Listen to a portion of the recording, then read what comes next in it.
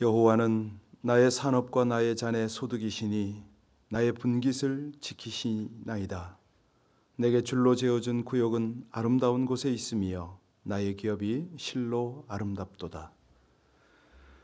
날마다 이 백성을 훈계하시며 의의 길로 인도하시는 여호와 하나님을 찬송합니다. 우리 하나님을 항상 앞에 모시고 우리 하나님이 항상 함께 계시기에 우리 주님을 의뢰하며 그 길을 따르기를 원하오니 주의 사랑을 입은 모든 백성들을 향하여 오늘도 말씀으로 성령으로 인도하여 주시옵소서. 찬송드리며 기도할 때에 우리의 모든 이 찬양과 고백을 기쁨으로 흠양하시기를 간절히 원하며 예수님 이름으로 기도하옵나이다. 아멘. 하나님이여, 이 복된 새벽을 열어주셔서 감사하고 지난밤 은혜의 잠자리를 주신 것이 감사하고 또 인생의 첫날처럼 이 첫 시간을 하나님 앞에 시작하게 하시니 진실로 감사합니다. 우리의 온 영혼 정성이 하나님을 예배하며 오늘도 주께서 예배하신 은혜로 우리가 풍성케 하여 주시옵소서. 우리 합심으로 함께 이 하나님을 감사하며 찬양하며 기도 올리겠습니다. 은혜의 하나님을 찬송합니다. 아버지 하나님의 귀한 인도를 감사를 드립니다. 이 새벽이 감사하고 또 첫 시간 첫 호흡을 하나님 앞에 드릴 수 있음이 감사합니다. 아버지 하나님, 무엇이 간돼 날마다 주의 인도를 받게 하시고 그 은혜 가운데 살아가게 하시나이까. 사랑을 입은 주의 백성들이 이 새벽에도 일어나서 다시 한번 하나님을 예배하며 우리 하나님이 예비하신 생명 그 맑은 영혼으로 하루를 시작해 하시니 진실로 감사를 드립니다. 하나님, 동서사방에서 또 온라인으로 본당에서 예배드리는 모든 심령을 주의 은혜 가운데 견고히 붙들어 주시고 하나님의 사랑을 입은 귀한 백성들이 날마다 주를 찬송하며 우리 하나님께 경배와 예배를 드리며 그 삶이 곧 예배의 삶이 될 수 있게 하여 주옵소서. 오늘도 이처럼 평안 가운데 말씀과 또 찬송과 기도로 하루를 열어가게 하신 하나님께서 온전히 영광 받으시기를 간절히 원하며 예수님 이름으로 기도하옵나이다. 아멘. 오늘 은혜의 말씀은 로마서 2장 12절입니다. 로마서 2장 12절로 16절 말씀을 우리 합독하시겠습니다. 같이 봉독하십니다. 무릇 율법 없이 범죄한 자는 또한 율법 없이 망하고 무릇 율법이 있고 범죄한 자는 율법으로 말미암아 심판을 받으리라. 하나님 앞에서는 율법을 듣는 자가 의인이 아니요 오직 율법을 행하는 자라야 의롭다 하심을 얻으리니 율법 없는 이방인이 본성으로 율법의 일을 행할 때에는 이 사람은 율법이 없어도 자기가 자기에게 율법이 되나니 이런 이들은 그 양심이 증거가 되어 그 생각들이 서로 혹은 고발하며 혹은 변명하여 그 마음에 새긴 율법의 행위를 나타내느니라. 곧 나의 복음에 이른 바와 같이 하나님이 예수 그리스도로 말미암아 사람들의 은밀한 것을 심판하시는 그날이라. 아멘. 많은 사람들이 자신을 또 특별히 성도라고 그러면 자신을 의인으로 분류하기를 원하죠. 그런데 이 성경은 특별히 로마서는 모든 사람이 죄인이다. 유대인이나 이방인이나 하나님 앞에서는 모두가 죄인이다라고 가르칩니다. 그러면 정직한 사람이 있을 텐데 정직하고 부정직한 사람이 있지 않나? 건전한 사람과 무절제한 사람이 있을 텐데 아무 차이가 없다는 말인가? 우린 이런 궁금증이 생깁니다. 물론 이제 사람과 사람 사이에 전혀 비교할 수 없지는 않습니다. 비교가 되지요. 그런데 하나님의 평가는 다릅니다. 그 아더 코난이라고 아주 장난기 많은 그런 백작이 하나 있었어요. 이 사람이 친구들을 놀려 먹으려고 12명에게 전보를 보냈습니다. 그의 친구들은 사회적으로 아주 저명한 인사들이거든요. 그 전보의 내용이 뭐냐면 모든 것이 다 드러났다. 곧 비행기를 타라. 이런 전보였어요. 그런데 하루도 안 가서 24시간도 안 돼서 명성 있고 지위 있는 유명 인사 12명 모두가 도망을 가버렸어요. 출국해버린 거예요. 예. 무슨 얘기냐면 뭐 지금 박원순 시장이 자살을 했다 뭐 이러지만은 실제로 자유로울 수 있는 사람은 단 한 명도 없습니다. 모든 사람이 죄인입니다. 들키지 않았을 뿐인 거죠. 그래서 이제 오늘은 이 하나님 앞에서 평가를 받는데요. 오늘 본문이 하나님의 판단 기준을 말하고 있습니다. 물론 모든 사람은 하나님 앞에서 죄인이다.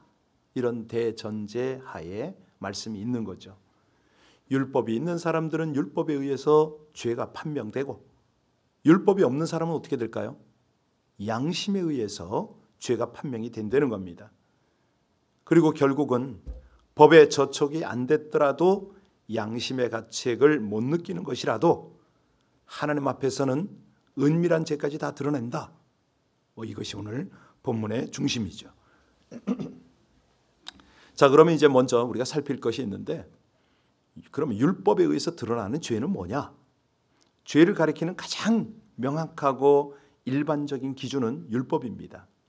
그러나 이 법만 가지고는 죄를 이해하는데 부족한 것이, 그것이 이제 이 바울의 입장인 거죠. 유대인들은요, 율법 가진 것을 굉장히 자랑스러워했잖아요. 물론 율법의 유익이 많습니다. 그렇지만 율법 가지고는 부족하다. 그게 12절이거든요. 한번 볼까요? 12절 말씀 다시 한번 봅니다. 무릇 율법 없이 범죄한 자는 또한 율법 없이 망하고 무릇 율법이 있고 범죄한 자는 율법으로 말미암아 심판을 받으리라.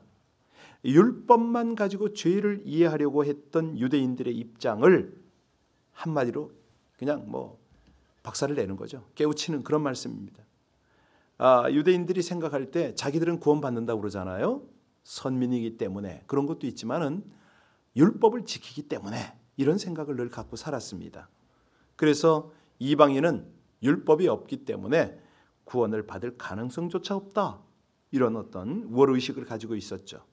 자, 마치 율법이 있어서 구원을 받고 율법이 없는 백성은 구원받지 못하는 것으로 생각을 했습니다. 이것이 어떤 거죠? 한마디로 지나친 자부심입니다.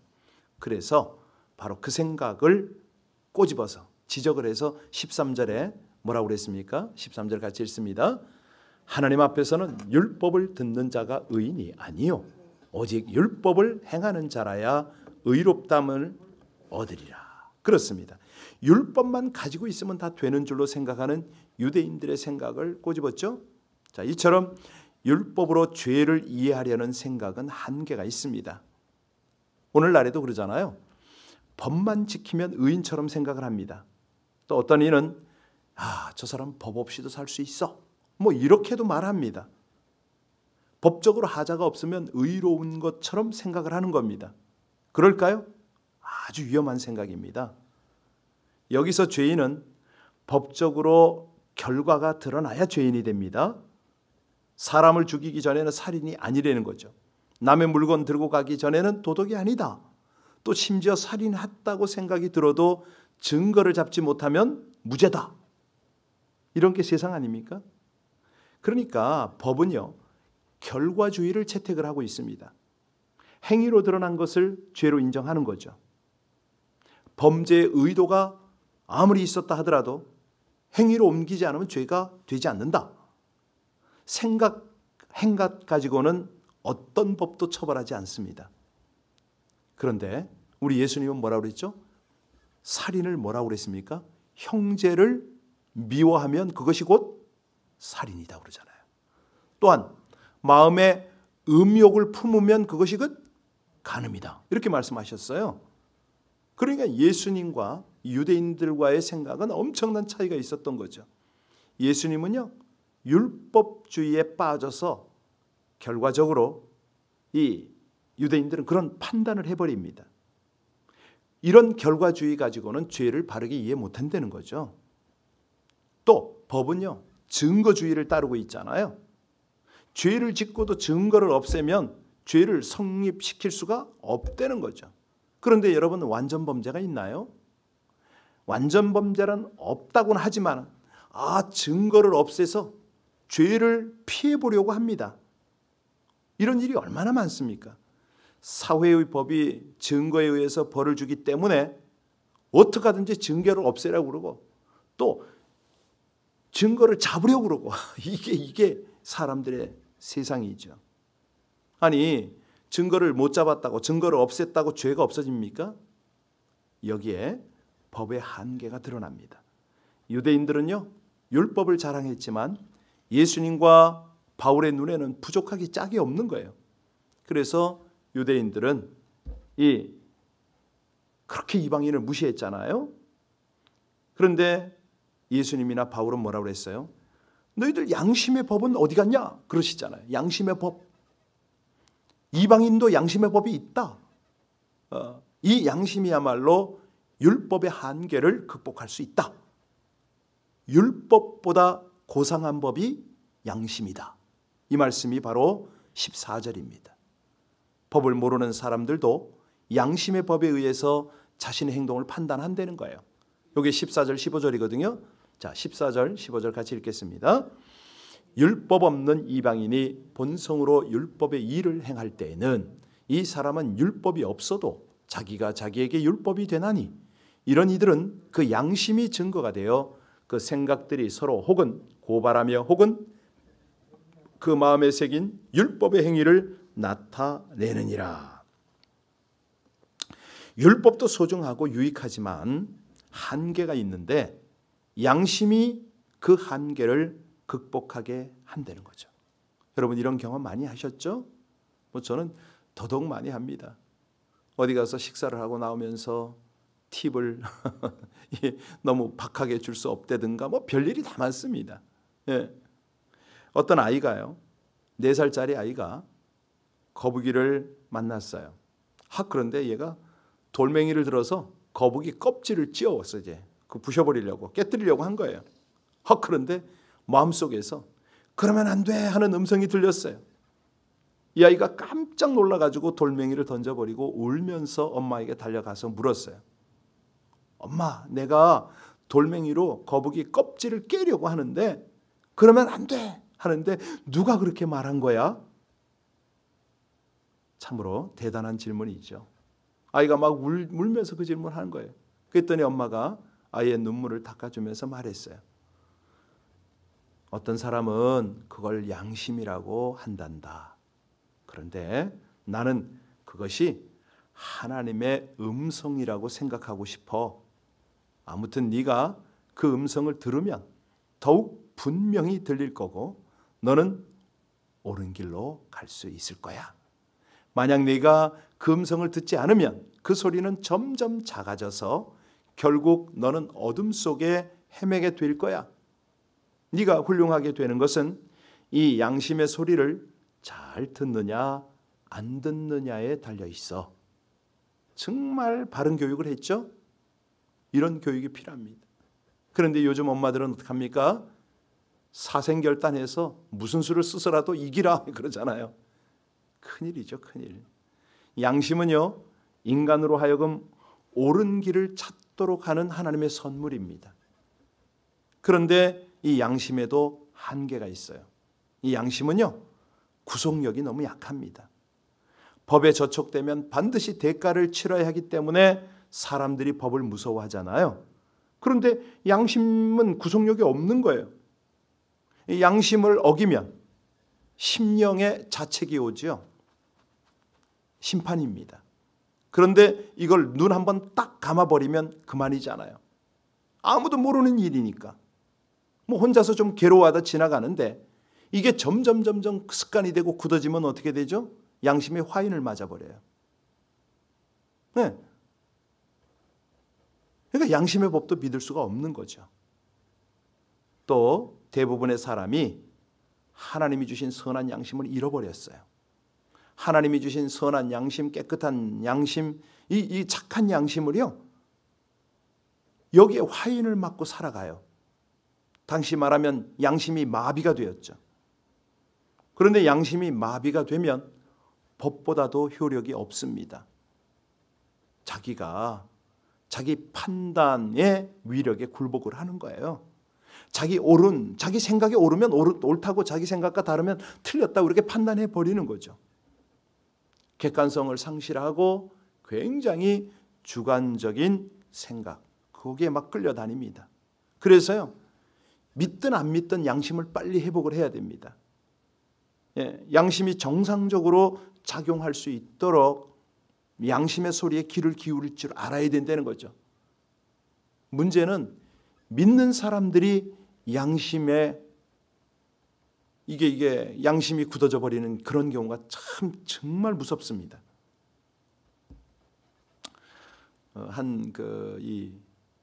검사 부인이 남편을 공개적으로 고발을 한 거예요. 검사인 남편이 불법으로 운영하는 술집에서 술을 마셨다는 거예요. 이 불법을 단속하는 검사가 불법적으로 운영하는 술집에서 술을 마신 것은 용납할 수 없는 양심의 고백이잖아요. 이 법적으로 묵인될 수 있는 게 아니거든요. 아니, 검사가 그런 것에 가서 술을 마셨으니 누가 불법을 따지겠습니까? 법적으로 문제되지 않을 수도 있지요. 그런데 그 부인의 양심의 소리가 크게 소리친 거죠. 검사도 정말 옳다고 수긍을 하고 사표를 썼어요. 많은 사람들이 이 부부에게 박수를 보냈습니다. 사실 그들이 뭐 신자인지 아닌지는 모르겠지만은 우리 신자가 그렇게 살아야 되지 않나요? 우리 성도가요? 화인 맞은 양심, 마비된 양심으로는요, 정말 진리를 따를 수가 없습니다. 어떻게 하나님이 그런 양심에 은혜를 베풀까요? 아니, 어떻게 역사를, 기적을, 그런 걸 기대할까요? 우리 하나님이 주신 착한 양심, 선한 양심, 깨끗한 양심, 이거를 지키도록 우리가 노력을 해야 될 겁니다. 어떻게 해요? 양심의 소리를 들어야죠. 양심이 외칠 때에 귀를 막지 말아야죠. 하나님 앞에서 이제는요, 어떤 죄냐, 이 죄에 대해서 이제 한번 살펴야 됩니다. 이것이 이제 율법과 양심의 한계를 극복할 수가 있거든요. 지금까지 율법과 양심의 한계를 지금 우리가 얘기를 했는데, 율법도 귀하고 유익합니다. 양심도 귀하고 하나님의 선물입니다. 그런데요, 율법도 양심도 한계가 있는 걸 우리가 봤잖아요. 율법에 의한 죄는 걸려야 죄가 됩니다. 양심에 의한 죄는요, 눈 감아버리면 그만이라고 그랬잖아요. 근데 이 한계는 하나님 앞에서의 죄를 알아야 극복될 수가 있습니다. 이게 무슨 소리냐면, 하나님 앞에서는요, 은밀한 죄도 감출 수가 없잖아요. 다 드러나잖아요. 율법이 정하지 않은 것도 하나님 앞에서 드러납니다. 눈 감고 넘어갔던 양심의 자책도 하나님 앞에서 숨길 수가 없습니다. 왜? 하나님은 생각까지 다 헤아리니까. 우리 하나님은요, 동기까지 보세요. 우리 하나님은 외모를 보시지 않고, 그렇죠, 중심을 보시잖아요. 이거를 인정해야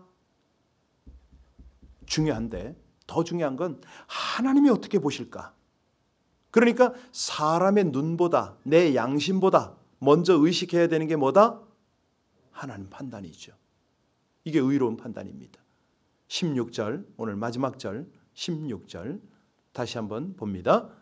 곧 나의 복음에 이른 바와 같이 하나님이 예수 그리스도로 말미암아 사람들의 은밀한 것을, 사람들의 어떤 것을 심판한다고요? 은밀한 죄를 심판하신다. 사실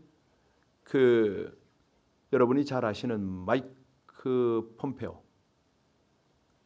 그가 이렇게 연설하는 걸 이렇게 이제 먼저 그가 이제 오하이오 주에서 이제 연설을 해야 되는데, 먼저 부인이 앞에 나왔어요.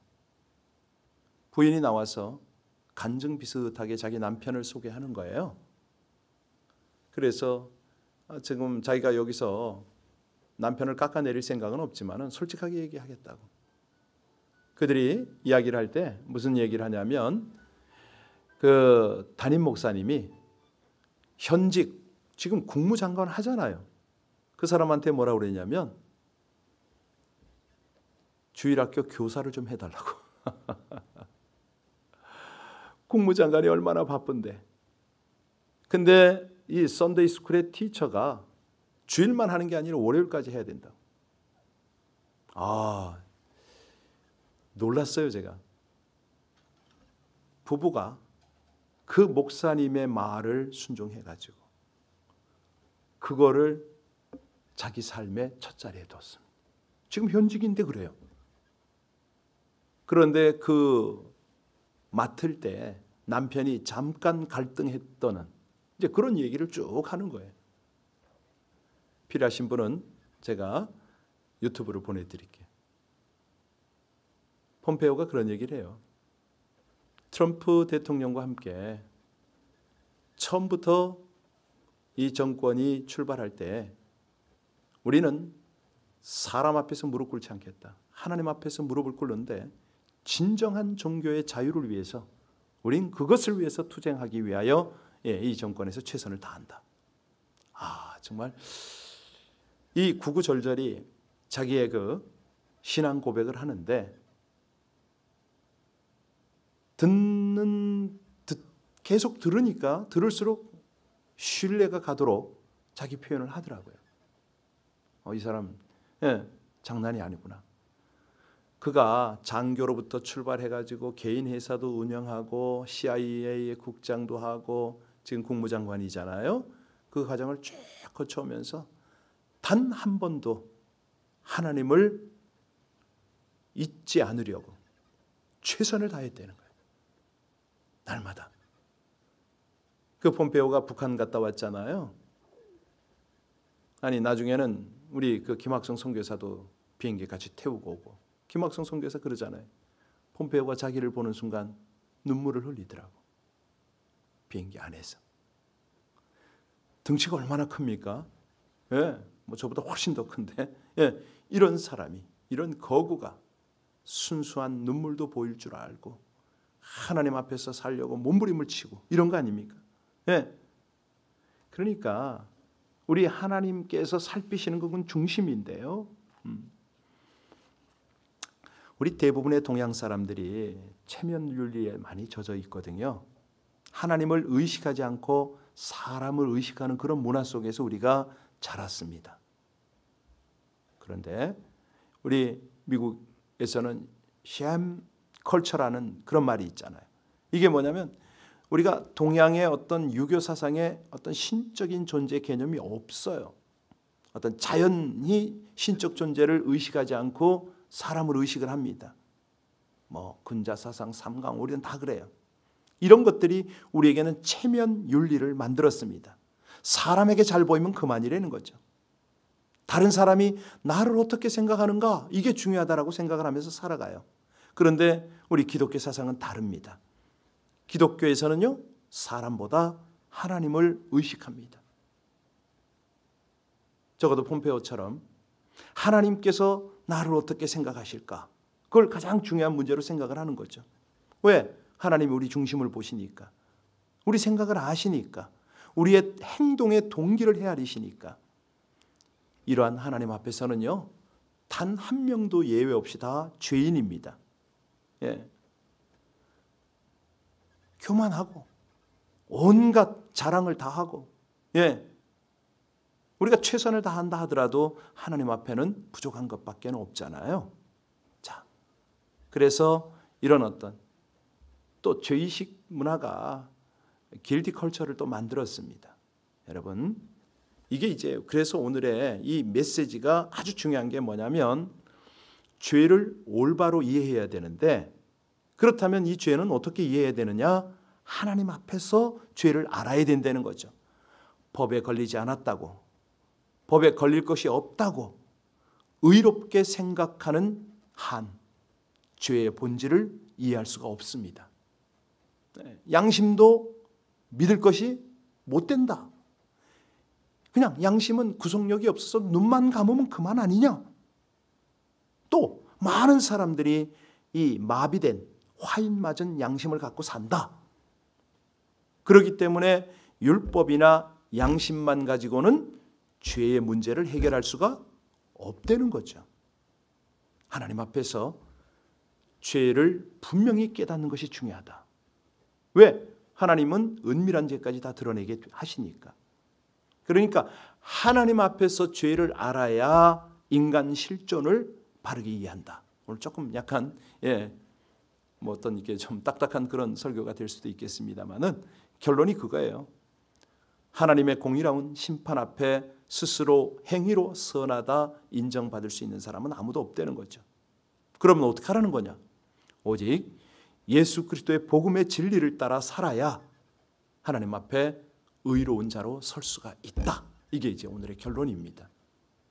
내일에 또 주일에 이어서 계속적으로 이 아주 심오한 우리가 진리를 따르게 될 것입니다. 의로운 판단. 이것은 곧 하나님만이 하실 수가 있습니다. 그것이 삶의 기준이 될 때에 하나님이 인정하신다는 거죠. 기도하시겠습니다. 모든 사람이 하나님의 때에 하나님 앞에서 공의로운 심판 받을 것을 찬양드립니다. 선을 행하는 자에게는 영광과 존귀와 평강을 주시고 악을 행하는 자에게는 환난과 심판이 있는 것을 믿사오니 하나님 앞에서 율법을 듣고 아는 자가 아니라 율법을 행하는 자로 살 수 있게 하여 주시옵소서. 무엇보다도 율법을 완성하신 예수님의 복음의 진리를 따라 사는 것이 선을 행하는 것이며 그런 사람에게 하나님이 약속하신 상급과 안식이 풍성하게 주어짐을 감사드리며 예수님 이름으로 기도하옵나이다. 아멘. 네, 오늘 아침에 우리 김은선 권사님 오셔서 반주로 수고해 주셔서 너무너무 감사드리고요. 네.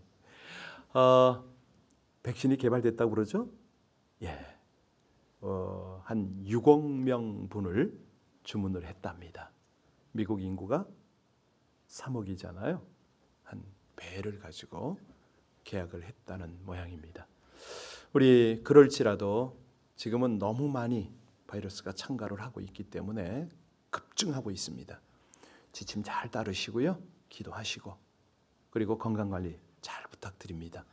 우리 함께 기도할 때에 이 어려운 시기일수록 정말 하나님이 붙드시는 그 은혜의 자리에서 우리 주님의 모범을 따라 주님께서 기대하시는 그 삶을 향하여 한 걸음 한 걸음 나갈 수 있게 해달라고 우리 모두가 사실은 들키지 않은 죄인 아니겠습니까?